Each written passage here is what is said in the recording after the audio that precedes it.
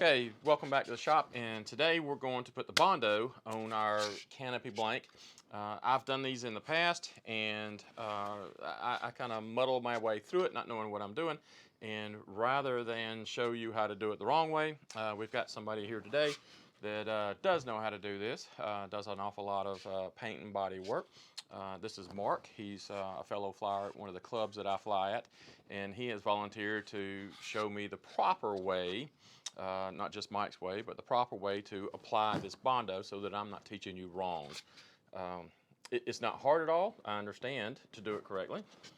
But there are some tips that Mark will probably be able to teach us all. And rather than Mark showing me how to do it and then me showing you how to do it, which would mean I'd have to make another one of these, and I really don't want to do that, we're just going to invite Mark to the video today, and he'll walk us through how to do it the easier way than I have been doing it, because I'm sure my way has been harder than it needed to be. So, Mark, we have some Bondo type stuff, and that's actually what? This is a polyester glazing putty, which is used in the final coats of automotive bodywork. It gives you a finer finish, not as many pinholes as standard polyester putty or Bondo, as most people call it. Sands a little bit harder, but gives you a better overall finish, and it's a little bit tougher. Now that stuff's actually a little more expensive than what I'm accustomed to, just the standard Yeah. Bondo that you could get at an auto parts store or something like that. Standard Bondo is going to be what, $15 or something 15 like that? Depends on what brand you buy or what you buy, $15 to $30 For a a lifetime gallon. supply for the way I What do we're it. doing. So that's a little better than what I'm doing, probably more expensive. This is a higher quality glazing putty. It just happened to be what I have at home at the time for a car I'm working on. But they all basically work the same. You can buy the glazing putty at any auto parts store, and they'll work perfectly fine for what we're doing. And for our intents and purposes, they're all going to work essentially the same. So what we're going to do today, I could use my Bondo brand or whatever we want to use, filler, and it's essentially going to do the same thing. So, all right, so first thing we need to do, well, we do have some parts that we need, and this is the hardener that's going to come with whatever brand we use. And then this is pretty critical. This is not something I have used before. I always use like a credit card stuff, but what is this called? Bondo Spreader. Just a Bondo Spreader, and you like this because it a little bit flexible. Yeah.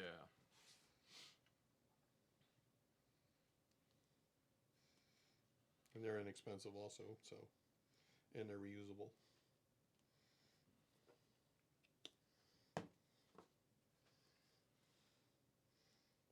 And how do you know how much hardener to put in? They usually say a golf ball size to about a 1-inch bead of hardener is kind of the general rule of thumb. They all come with directions on how to mix them. But all right. The more the hardener you put in, the quicker it's going to get hard, and you can make it hard in 30 seconds, which is kind of useless. All right. Now, and that doesn't seem like a lot of filler, and I know because I have done this before that we're going to do this in multiple mixes, I guess, right?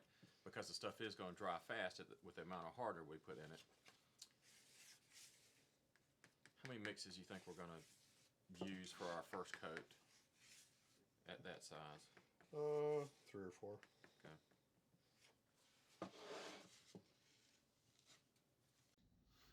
You want to go in both directions when you're doing it if you can, because it helps to fill in some of the nooks and crannies that possibly lean away from you.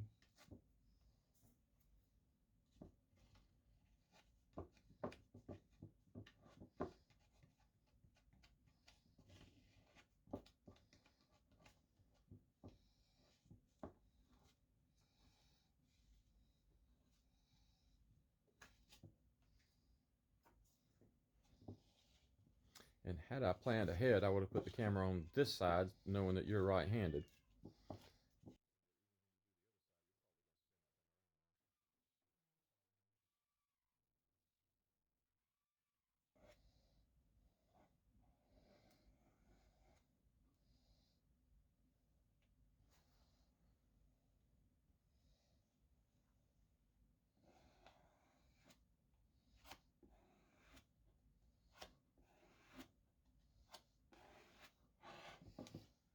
That's fine as far as we're going to get on that patch. All right, so we've got one spread on, and it did coverage there.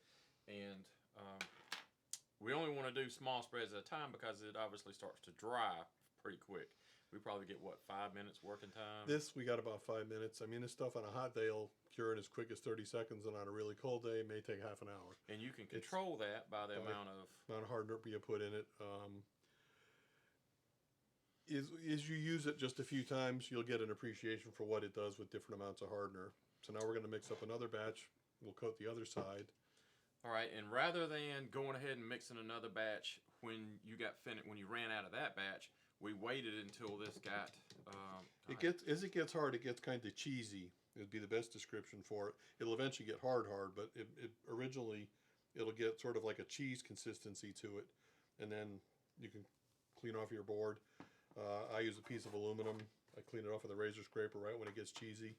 And I use the same board for years. You can mix it on cardboard. You can mix it. They sell almost like a pad with a board that you can mix it on there, and when it gets dirty, you peel it off, throw it in the garbage, and you have another clean sheet of paper. All right, so this is probably a little bit past cheesy right now, which took about 5 or 6 minutes for it to set past cheesy. And we want to be just past cheesy because when you put the next layer on, it will roll up the first layer. So sometimes we put this on, and then we waited for this to get hard enough that when we scrape across it again, it doesn't kind of roll it up. And that only takes 5 minutes or so. So it's not like you got to wait 30 minutes or an hour between spreading these.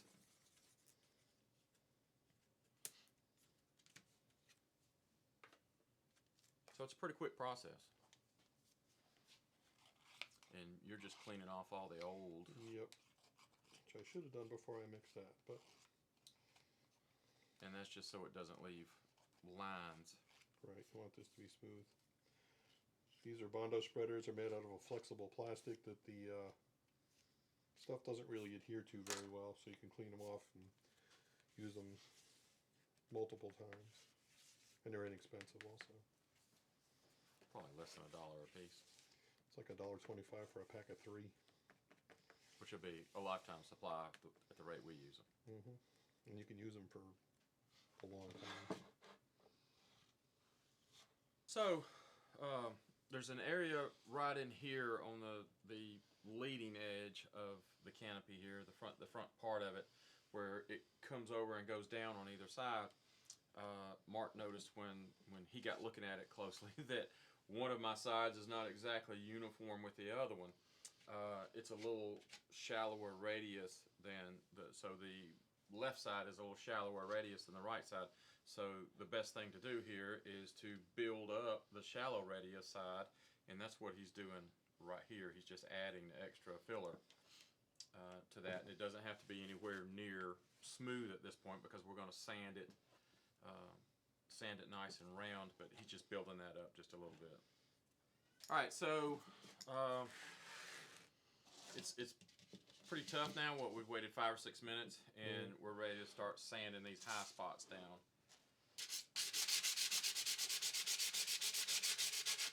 And that's just, what grit is that? 100 grit. Okay. What we're trying to do right now is knock one ridges and high spots off of it, so when we put the next coat on, it'll lay smoother. Okay.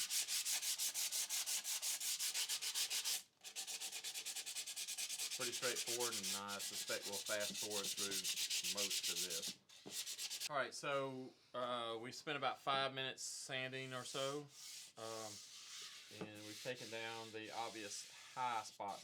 Now there's still a lot of low spots in here, but we're not really worried about those, or we weren't worried about those in sanding. We just wanted to take the high spots down, right? And we'll fill all of these low spots, I'm assuming now? Most of them. Okay. So this is the third mix. Right. Now your subsequent mixes after the first coating will go a little bit faster because the piece is getting smoother. Because we're not having to fill all those holes Right. You that don't were have to in fill the all foam. holes, and you have a smoother surface to work on. It'll go a lot quicker. Now that looks a little bluer. Did you mix that one a little hotter? Yeah, this one's a little hotter, so it might not get. I'm hoping to get the whole thing covered. This might kick before then, but we'll see what happens. It's a test of my Bondo applying skills.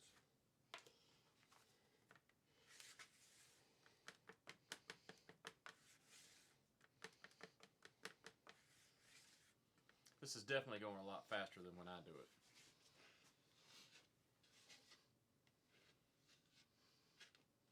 So our total time in doing the Bondo, doing it like this, you should be able to get it, what, under a couple of hours? It depends on, you know, how much you've done this before, or things like this before. But yeah, you know, your first time ever doing it might take you 3 or 4 hours, but it goes quicker as you get more used to working with the different things you have to use.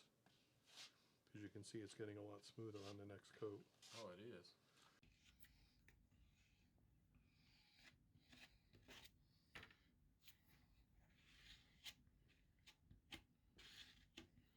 So it's really starting to look good now. It's even a lot smoother than it was before. Mm-hmm. So the first 2 coats, don't worry as much that it's not perfectly smooth. Right. And we're just going to sand down the high spots and then go back and fill in. This is a filler coat, I guess, right? Pretty much, sure. We would really be doing good if we didn't have to fill this one spot I'm doing right now in so much. Well, I guess somebody got carried away with a sander. Yeah.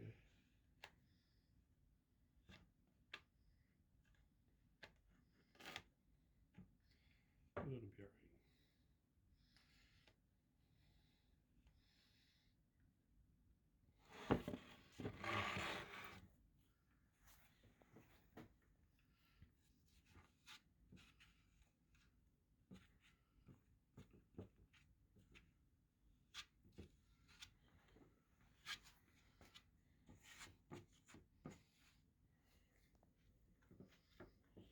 Lila.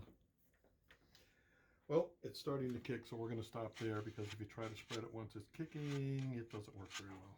Okay. As you can see, we talked about it getting cheesy. As you can see, it's getting cheesy consistency. Oh, yeah. It's getting hard.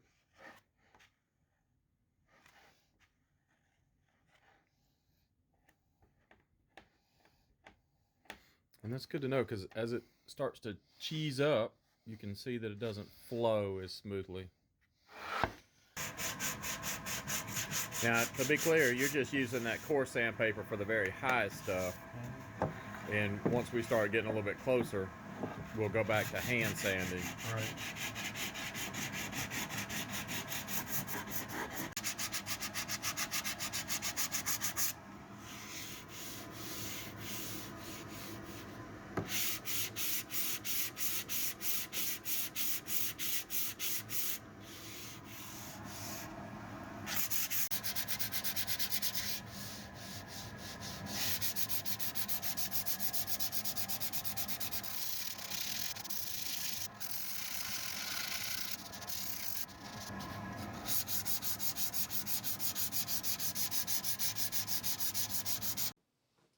Okay, so Mark sanded for, I don't know, 5, 6, 7 minutes, and got all the high spots down. It feels really good. There's some weirdness here that he'll describe to us.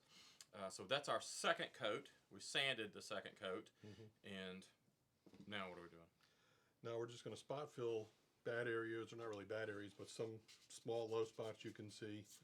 A lot of times when you're cutting the foam here, as you're shaping it, it tends to make a divot here and here, I've noticed. We've made a few of these. Okay. I'll fill those areas in so that you don't want it to come along and dip down in and then come up. We want it to be a nice smooth transition on both sides. Where we had to make this side a little more rounded. Need a little bit there, a little bit over here, but nothing serious.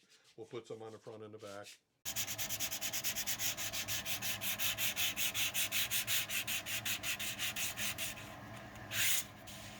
So this is the final sanding, right? Before primer? Yep. I mean, unless you find another bad spot, you know, you put a little bit of putty on that, and this is pretty well ready for primer.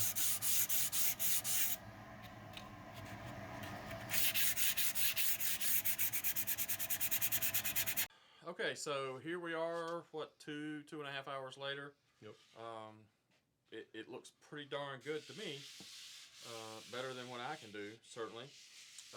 Now, our next step is primer. Prime it. Put a heavy coat of primer on it. Yep. and you can use the rattle can primers, or I think what we're going to do next is either go to Mark's or step outside. It's kind of cold this time of year here, so we may just go to Mark's and put a thick coat of primer on it, because you've got the good primer stuff. Two-part urethane primer. Yes, and it'll cover thicker, so one coat of yours is probably equivalent of what, 2 coats or 3 coats of the 3 coats of the rattle can primer. But there's absolutely nothing wrong with the rattle can primer. Just spray some on there, wait how long, 10-15 minutes, and then spray another coat on there, and then add it up to 3 or 4 coats, and then let it dry good, and at that point get a good fine sandpaper, sand it. You'll find any low spots that might be left. The longer you spend on each step will make the next step easier. So if you get everything as good as you can get it using the filler, at that point you're going to have a lot less to do with the primer. So we're pretty darn good here with the filler. I don't feel any low spots. No. I'm sure you can. I don't see any. Maybe right there. You run your hand that way across there. I can feel one. Feel one there. So, but the primer will pull that up. In other words, we'll fill that with primer and then sand the rest down around it. Is how it works, I guess, right? Right. And if you sand it and you discover you have a low spot here that's not real low, and you could always put more filler over the primer if the primer's good and dry. But you can always just prime that area 3 or 4 coats, let it dry good, and then sand it again. So build with more primer. Build with more primer until you get everything smooth. So prime that area, sand it. If it's still low, prime it again, sand it. Okay, so that's how you don't have to prime the whole thing each time. You can prime specific areas of it if you need to build up a little bit there. And for our purposes, this right here would be great. But since we have Mark, we're going to make it absolutely perfect. But for general flying, the condition of this right here is going to be great. Our next step is taking it to get primed.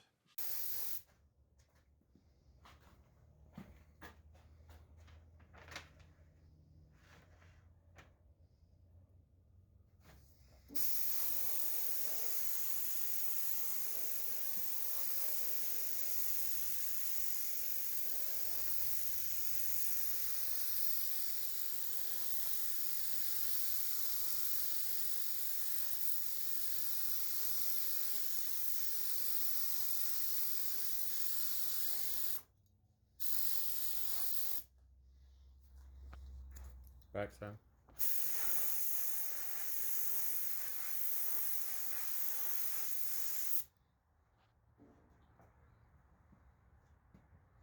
Now, how long will it take that to dry before we sand it?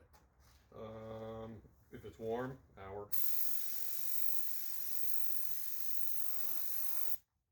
Now the rattle can stuff is a lot quicker. It'll flash off quicker, but the sand dry, not usually, because it takes long. This chemically cures. The other stuff has to air dry and get all the solvents out of it, which takes longer. That's why most shops use this, because it's faster. All right, so that's just a real quick sanding coat, primer. Yeah, I'm going to put a couple more on there, but yeah, basically. Now how long are we going to wait before we put another coat on there? Until it turns flat, semi-flat looking. Oh. Okay, so it'll look more flat gray. The sheen will go off of it. All right, so we have finished the priming on our blank here, our Canopy blank, and it looks really, really nice. I'll do just the tiniest bit of sanding. There's a couple of, looks like a couple of dust spots on here that I will probably wet sand down with 600 or 700 grit around in there, just to knock that little bit of dust off the top. So I think it looks real good. You can see that it looks nice next to the 50cc version, and then we've got the little 20cc version here. This one has made quite a few blanks, this being, or canopies, this being one of them, and you can see that they come out really, really well. So what we need to do next is make a vacuum box, and that's what this is. This box has made a good many canopies. You can see that it's got some wear to it, and all that it is a 2x4 box just 2x4s around the outside with a piece of MDF on the bottom, just to seal it up, and a piece of MDF on the top that's got a lot of holes in it that the vacuum can pull through. And then there's a hole on front. I happen to use 2 shop vacs. I figure if one works good, 2 will work even better, right? So these holes are for 2 shop vacs here. And like I said, I have used this box for a good while, and it's done very well. The problem is, and the reason we need another one, is it's just too small for the larger canopies. You need to have some room at the end. Of course, it will fit on here, but you need to have some room at the end, probably about 5 inches, I think, of the PETG, so that it can pull and stretch from this area as well, not just a tiny little area. Otherwise, you will pull and get too thin right here, because remember, the sheet is the same size as the top of this box in this frame right here. So just imagine, and what we will do is, just imagine that we have cut out a sheet of the clear plastic that is exactly the size of this frame here, and I just staple it on the back. Some people screw it on and do whatever. I just use a stapler and staple it on there. It works fine. And then we will hold that over our heat source, and I will show you the heat source. It's sitting right here. You can't see it because of the camera angle, but I'll show you that in just a little bit. You hold it over the heat source until the plastic gets droopy and soft, and then you bring it over and you set it on top of your piece. And once that seal is made along that foam, it sucks down real fast. And obviously, we're gonna show that.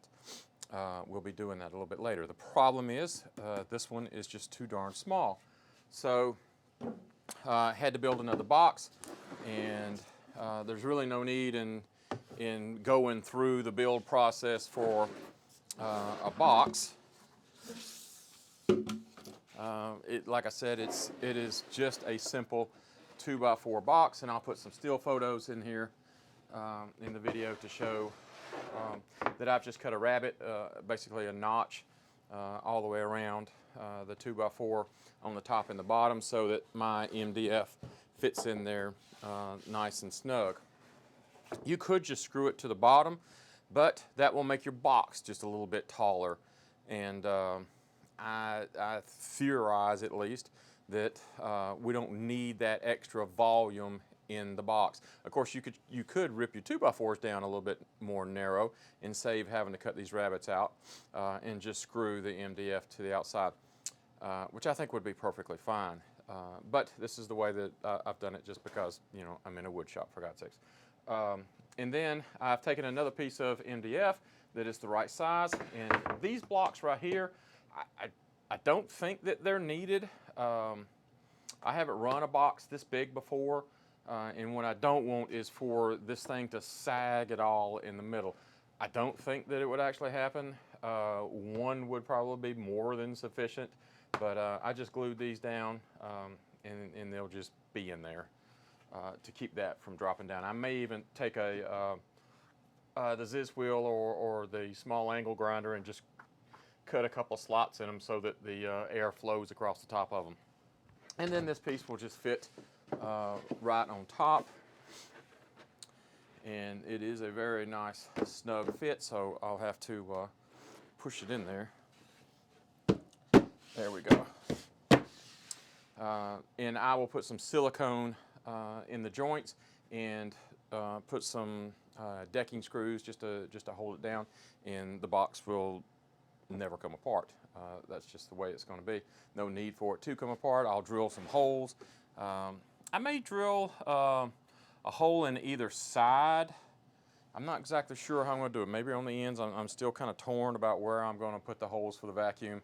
I don't really think that it makes any difference, but it may be advantageous to put one on this side and one on that side. That way you're pulling the vacuum more evenly.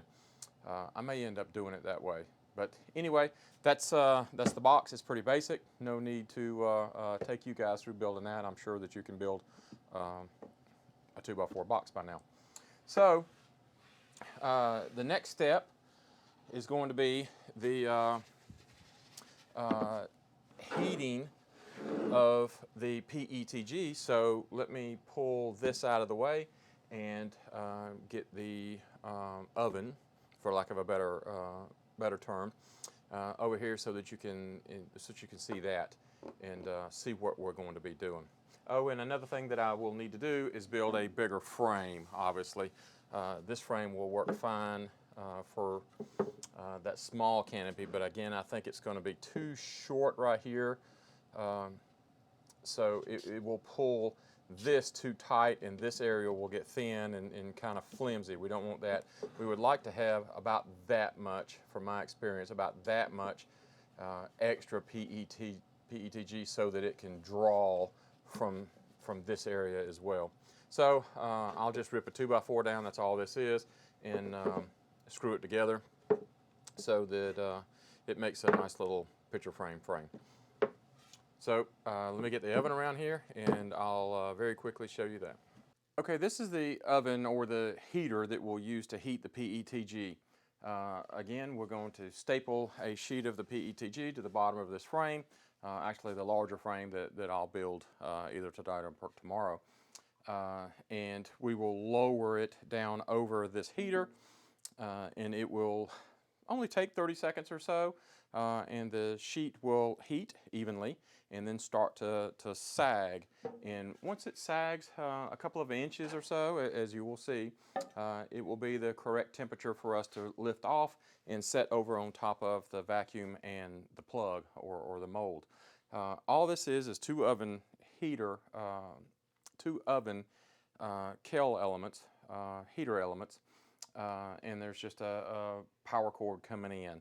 I'm not going to show you how to build this because I don't want the I'm not a certified electrician and all of those things, but it's not hard at all to do. There are guys online that will show you how to wire something simple like this up. There's only the 3 wires, the 2 hot wires because it is 240, and then the ground wire, and if you get that all hooked up just right, there's really nothing to it. So this is just and it's on now, so I'm getting a lot of heat from it. This is just a metal drum. This one happens to be the gas tank off of a diesel truck that I cut in half and then cleaned out real well to give me actually 2 of these. And I just put a metal tube frame around it just to hold it in position better and to stiffen it up, give it a little rigidity. I wish that I had put this frame on the outside now that I have built this, because that would give me more room on the inside. Wasn't thinking about that at that time. I was thinking, you know, this would probably be the biggest piece that I would ever be using, and now here I am building bigger stuff. And ultimately down the road, I'll probably even go one a step bigger than this. But this next one should get me a good ways. So what I would do is either take a piece of angle iron, or in this case I use square tubing, and put my frame around the outside. That just gives you the option to go a little bit longer. And if you do want to use smaller frames for smaller pieces, all you've got to do is just set you a couple of pieces of metal up here, like a piece of rebar going across there. Just set it up there, clamp it up there, whatever you want to do. Something just that will hold your small frame in position, because you don't have to have the whole thing. You don't have to cover the whole thing. Again, all we're doing is, ooh, that gets hot. All we're doing is holding that plastic up there long enough and get our hands away from it, because that is too hot to keep your hands that close. You just want to hold it there long enough that it gets hot and it starts to sag, and then you can put it on the vacuum. So nothing to making one of these. I've seen guys make this out of a plywood box. There's nothing wrong with that. I put aluminum foil inside mine, and it's still cold. It's still cold on the outside. So, you know, it would work. Literally, I feel no heat. It feels room temperature with just a layer of aluminum foil reflecting that heat upwards, and that's what it's doing. It's super hot up here. I suspect that is very, very hot, hot enough to burn you. But right here, even right there at the oven element, it's still room temperature metal, and that's that aluminum foil reflecting that heat. So I think that it would work, making it out of a plywood box. I just, you know, I have the metal and I weld, so why not do it? I'll grab the other camera and make a couple of different angle shots so that you can see that. So the next video will end this one here. The next video will be us actually making the blank. So I will see you in the next video. All right, here's a shot with the lights off so you can get a better idea of how hot that rascal actually gets. And a little better angle at the barrel itself.